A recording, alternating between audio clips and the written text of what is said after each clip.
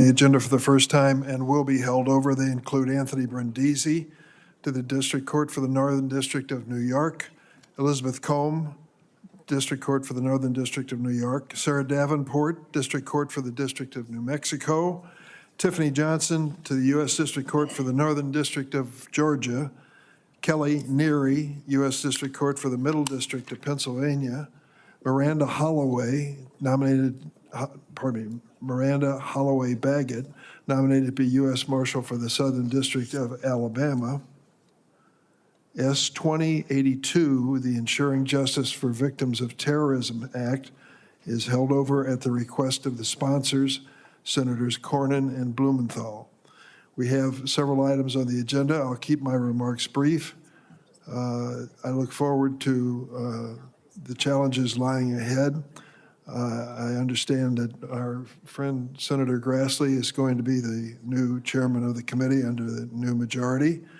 I will be remiss if I didn't thank Lindsey Graham, my colleague and friend, for his partnership on this committee. Today we are considering 2 judicial nominees and 1 U.S. Marshal nominee. We'll also call up for consideration S-2220, the Prevail Act, sponsored by Senators Coons and Tillis, and co-sponsored by Senator Hirono, myself, and S-4713, the IDEA Act, sponsored by Senators Hirono and Tillis, co-sponsored by Senators Coons, Blumenthal, Padilla, Klobuchar, Grassley, and myself. I will reserve my comments on the bills until we reach that item on the agenda. I now turn to the ranking member, Lindsey Graham, for any opening remarks before we start. Thank you, Mr. Chairman. Well, we had a big election. On our side is pretty good, probably exceeded expectations. As how you feel, been there, done that. The sun will rise and the earth will turn. And before you know it, we'll be locked in battles and we'll be looking for ways forward. Senator Grassley, I believe, will be the chairman. The good news is he's going to provide breakfast for all of us at his own expense, which means in about 5 minutes he'll be over here. So I've really enjoyed working with you. We've done some good things. We've had some good fights. Let's pick up where we left on social media. We've done some good work here. I'm very committed to making sure that social media companies have some accountability they don't have today. We'll be in charge here pretty soon, and let's try to remember that at the end of the day, we are able to work together and keep it going. And I will try to have the same attitude as I do now, which is, elections matter. We'll be doing things you don't like, but there are plenty of things we can do together, and I'm looking for that. So God bless you. I've really enjoyed it. Well, let me just add parenthetically, I've enjoyed the relationship. And the most important part, it's a trusting relationship. We know that I know your word's good, and I hope you feel the same about me. And I think that that's been reflected many, many times in this committee, and I hope I do very much, Mr. Chairman. You're a man of your word. We're now going to turn to 2 nominations and 2 pieces of legislation. The first is Ryan Young Park, nominated to the U.S. Court of Appeals for the 4th Circuit, a distinguished appellate lawyer with strong ties to North Carolina. He clerked at all levels of the federal judiciary, including for Justice Ruth Bader Ginsburg, Justice David Souter on the U.S. Supreme Court. Mr. Park then worked in private practice before joining the North Carolina Solicitor General's office in 2017. In 2020, he was appointed as the state Solicitor General. To date, he has argued more than 30 appeals, including 10 times in the 4th Circuit, twice before the U.S. Supreme Court. Individuals across the political spectrum support his nomination, including a bipartisan group of current and former state solicitors general, a bipartisan group of Supreme Court clerks, and the National Fraternal Order of Police. Notably, the Biden White House consulted extensively with the North Carolina senators before nominating Mr. Park, including interviewing and reviewing the records of every candidate that the North Carolina senators put forward as an alternative. The White House also agreed to the senators' request to delay this nomination until their new Judicial Selection Commission could run a process. The White House also facilitated multiple interviews for the North Carolina senators with Mr. Park. Contrast this with the experience in the first Trump administration. President Trump announced he would nominate Lawrence Van Dyke, who did not even live in the state of Nevada, to the Ninth Circuit 2 days before Senators Cortez, Masto, and Rosen announced their bipartisan Judicial Selection Commission. Senator Booker was never given the opportunity to interview Paul Mady, who was nominated to a New Jersey seat on the Third Circuit. Senator Baldwin was informed during her very first conversation with the Trump White House about a Seventh Circuit vacancy that President Trump had already decided on a nominee. Senate Republicans confirmed all of these nominees. This established a new floor for consulting with home state senators that the Biden White House has far exceeded for Mr. Park's nomination. Does anyone seek recognition to speak on Mr. Park's nomination? Mr. Chairman. Senator Tillis. Thank you, Mr. Chairman. I'm actually glad that you started with the track record because I'd like to talk about my track record first. I've been criticized in many cases for supporting judges that you all wanted confirmed. In fact, I've probably outvoted anyone here on taking a tough vote and supporting Biden administration judges and Obama administration judges. The White House-led counsel proved to be absolutely incompetent in this process. They put forth a list of 4 nominees that they wanted me to choose from that included Ted Budd's opponent in a Senate election, someone who is patently partisan, has a track record to substantiate it, and they think that that's a serious list for me to choose from? And then when I provide them a list of 4, they say not only are they not fit for the Fourth Circuit, but we wouldn't even consider them for a district court judge.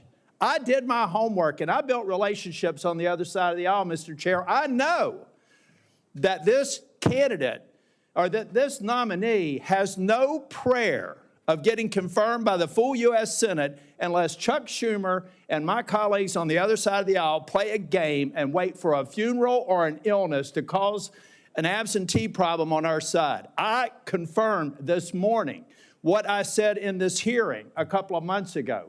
I have the votes to defeat this nominee on the floor. So I'm telling my colleagues on the other side of the aisle, I'm kind of wondering what Tom Tillis needs to show up in the Trump administration. The Tom Tillis who was here the last time, who tried to work with you all on some judges, or the Tom Tillis who reflexively votes no? And you're going to give me a lot of things to think about today. If in spite of the fact that I'm telling you now, you can bank on it, that if we have attendance, this nominee will never get confirmed, and you're going to go, yeah, but we need to do it in committee, then I will tell you the same thing next year when the roles are reversed. And they're going to be reversed, ladies and gentlemen. So you're going to either make my job harder by doing the right thing and respecting your colleague today, or you're going to make my job easier because I'm going to go right down the line with the administration.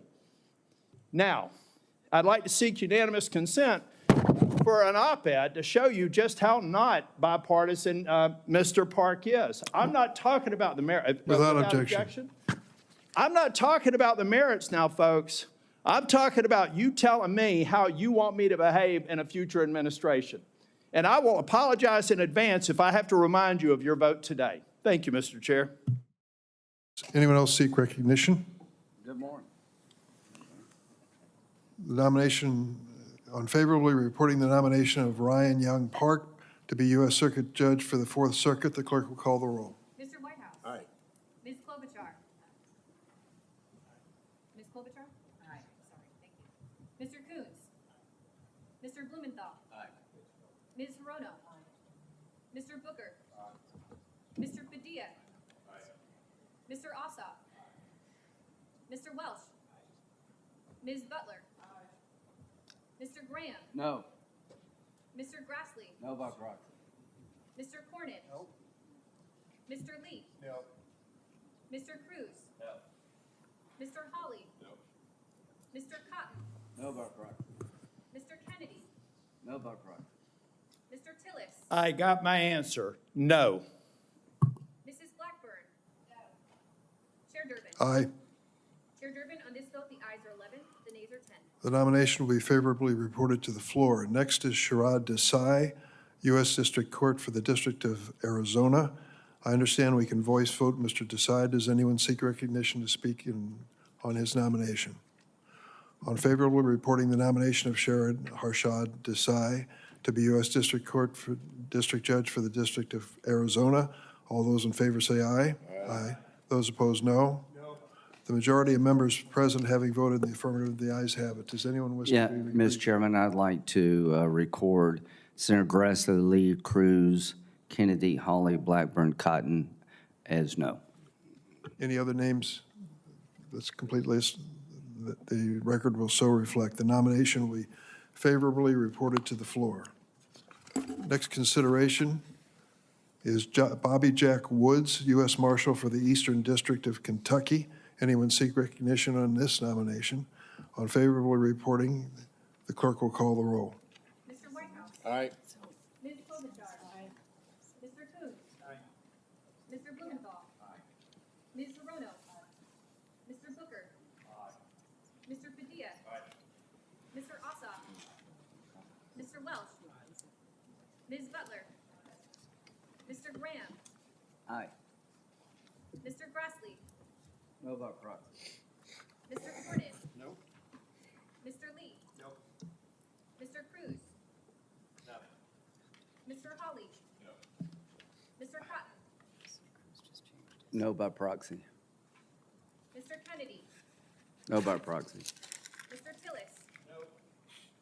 Mrs. Blackburn. Chair Durbin. Aye. Chair Durbin, on this vote, the ayes are 12, the nays are 9. The nomination will be favorably reported to the floor. Before turning to the bills we will be voting on, I understand Senator Tillis would like to make a statement about S-2140, the Patent Eligibility Restoration Act. Yes, Mr. Chair. We've done some, we've had some discussions with members. We feel like we're making good progress, but for the purposes of the markup, I will be withdrawing it from consideration. What I will say, Mr. Chair, is that both on PARA and Prevail, we are making great progress. We are seeing it move closer to a markup than ever before. It's going to get marked up, so those who may be trying to undermine progress of either PARA or Prevail need to get at the table before they get on the table. Thank you, Mr. Chair. Thank you, Senator Tillis. Today, we're also considering S-2220, the Prevail Act, and I call on Senator Coons. Thank you, Chair Durbin, and I'd like to thank my colleague, Senator Tillis. We have worked hard on this bill that makes reforms to the Patent Trial and Appeal Board for many years. I have heard from two different members who have asked for us to delay the vote so that they can continue to discuss with me and with Senator Tillis potential amendments that would bring them to support it. Senator Cruz has amendments about making the PTAB process fairer for small and independent inventors. Senator Blackburn has asked for more time for consideration. And I just want to thank and compliment several of my colleagues, our colleagues, Senators Welch and Blumenthal and Klobuchar, who have been leaders in the fight to restrain and reduce the cost of prescription drugs. They had concerns that Prevail's standing requirement might prevent generic competitors and patient advocates from using the PTAB to challenge patents, and I was happy to work with them to address those concerns, add amendments that addressed those issues. And so there's a manager's amendment that I hope to move forward at our next markup. I do not think we should take this vote today, both because of attendance issues and because of the two members who've expressed concern that they would like to support it, but they are not yet prepared to. I am open to talking to any member who'd like to nerd out on IP standing and litigation. I have found many of you eager to have long and detailed conversations about patent procedure and policy. But I will say this. There is some significant misrepresentation going on about what happens at PTAB. 18 of the 20 largest litigants are from big tech who use it to invalidate properly granted patents. And Mr. Chairman, I appreciate your steadfast support of this bill over a number of Congresses, and I look forward to marking it up at our next meeting. Thank you, Senator Coons. The remaining item on the agenda this morning is S-4713, the IDEA Act, which provides for the collection of information that helps us better understand the barriers inventors face in accessing the patent system. I recognize Senator Hirono.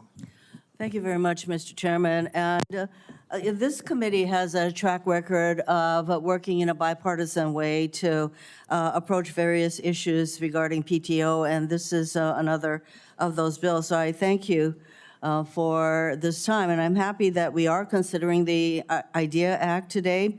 This bill passed out of this committee and on the floor last Congress with strong bipartisan support. And this bill will direct the Patent and Trademark Office, PTO office, to collect certain demographic data from patent applicants on a confidential and voluntary way. So the reason for this bill is simple. In 2018, we passed, and President Trump signed Senator Grassley's Success Act, which required the PTO to study and report on participation by women, minorities, and veterans in the patent system. I mean, frankly, the idea being that we want to encourage as much participation in the patent system as possible as we compete with countries like China. So the PTO released its report in 2019, and one of its most important findings was that it did not have access to precise enough data to really answer those questions in the Grassley bill. For example, the PTO was forced to guess the gender of inventors based on their first names, and that might work for names like Dick or Clark or Ted, but Corey and Lindsay are much tougher. And the PTO I didn't Moving know on. that, but that's good. I know, we have a Ted and we have a Corey, yes, there we go. And the PTO had no way of guessing based on patent applicant names whether an inventor was a veteran. And that is why the Success Act's report's top recommendation was legislation authorizing the voluntary confidential collection of this information from patent applicants. And we are considering that legislation today. We are in a global competition for innovation with other countries. Our success in that competition depends on harnessing all the talent that our society has to offer. Critically, the IDEA Act would permit the voluntary confidential collection of information in a way that has no impact on which applicants ultimately receive a patent. And the bill requires that the PTO keep collected demographic information separate from the patent application and that it not be considered by patent examiners in considering patent applications. I want to thank Senator Tillis for joining me once again in championing this bill. He is a strong defender of American innovation and a consistent champion for IP rights. I also want to thank Senator Grassley, who is a co-sponsor and, as I said, whose Success Act gave rise to the idea for this bill in the first place. And the chair and Senators Coons, Blumenthal, Padilla, and Klobuchar for joining me as co-sponsors. Mr. Chair. Senator Tillis. I just, actually a belated thank you to Senator Hirono. Yesterday, I thanked Senator Blackburn for all of her work on the subcommittee and Senator Hirono as well. She's attended a lot of the committees, done a lot of work. And the IDEA Act, I believe that I believe in this theory that the inventors and leaders are evenly distributed amongst races, religions, creeds, ethnicities. And we've got to get to all of them. And the way that we do that is to find out how many are at the table now and what strategies can we implement to get more at the table. So I think this is another very positive step of several steps that I've followed Senator Hirono's lead on. So this is Happy Tom supporting the bill. Mad Tom's still mad, but that's a different transaction. I hope everybody supports this bill. Any other senators seek recognition to speak or offer an amendment? If I could briefly, Mr. Chairman. Senator Coons. I'd just like to join my colleagues in saying to Senator Hirono, thank you for your persistent and determined engagement in making sure that access to the Patent and Trademark Office, access to the opportunities to record and invent are as broadly distributed as are the skills and gifts of the American people. Thank you. If no one else seeks recognition, let's vote on final passage. The clerk will call the roll on S 4713. Mr. Whitehouse. Aye. Ms. Klobuchar. Aye. Mr. Coons. Aye. Mr. Blumenthal. Aye. Ms. Hirono. Aye. Mr. Booker. Aye. Mr. Padilla. Mr. Ossoff. Mr. Welch. Ms. Butler. Mr. Graham. Aye. Mr. Grassley. Aye by proxy. Mr. Cornyn. Aye. Mr. Lee. No. Mr. Cruz. Mr. Hawley. Mr. Cotton. No by proxy. Mr. Kennedy. No by proxy. Mr. Tillis. Mrs. Blackburn. No by proxy. Chair Durbin. Aye. Chair Durbin, on this vote, the ayes are 15, the nays are 6. The bill will be favorably reported to the floor. Is there any further business to come before the committee? If not, the committee stands adjourned.